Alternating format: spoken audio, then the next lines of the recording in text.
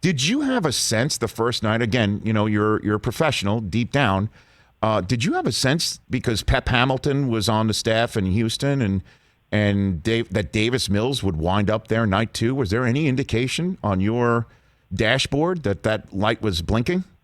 I wasn't sure. We had conversations really through the years about Davis, and he had touched base with us this week.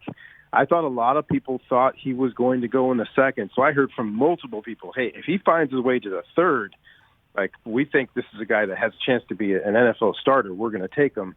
It just happened to be the Texans were first in line. But was Pep in any way, shape, or form informing the decision that wound up with Houston jumping on him in the third round? Not sure.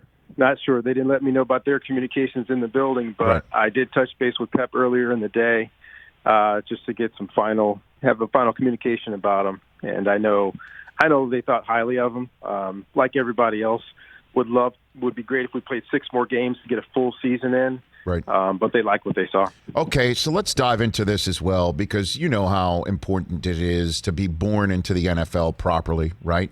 With an organization that's stable, with a head coach who has, not only security but also experience. And then there's a clearer path to succeed and that there's not any drama around.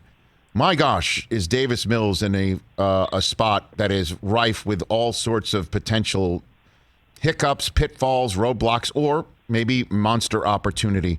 What's your conversation with him about as he heads to Houston right now?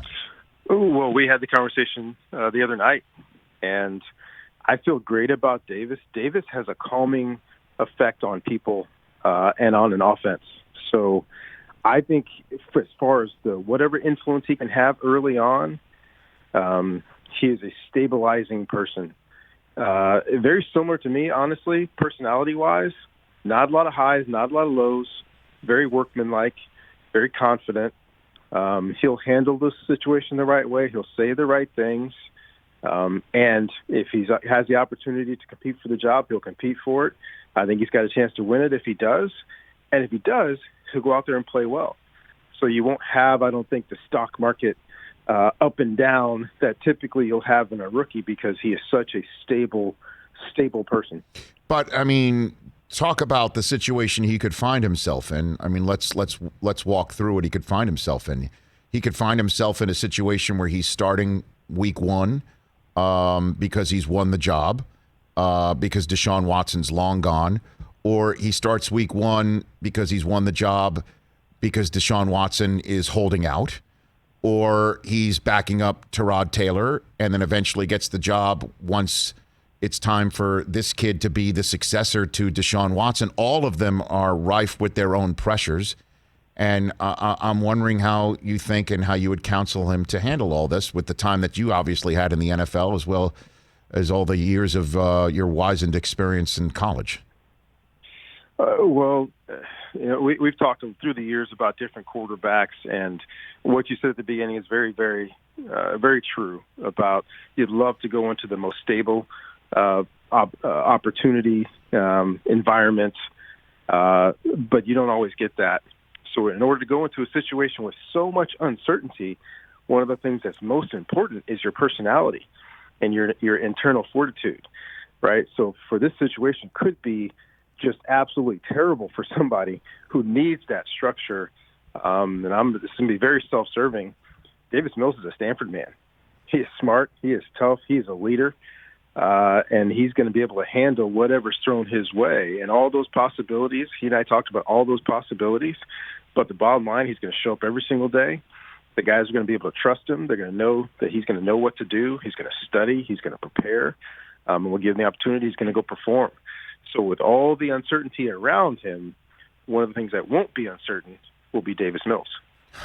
So you think he's made for this moment in a way that, and obviously somebody coming out of college, doesn't usually expect a moment like this. I'm sure his dreams of getting in the NFL have been there since day one, but it's not like the cards are stacked against him, but this is a unique set of circumstances. You think he's made for the moment as best anyone can?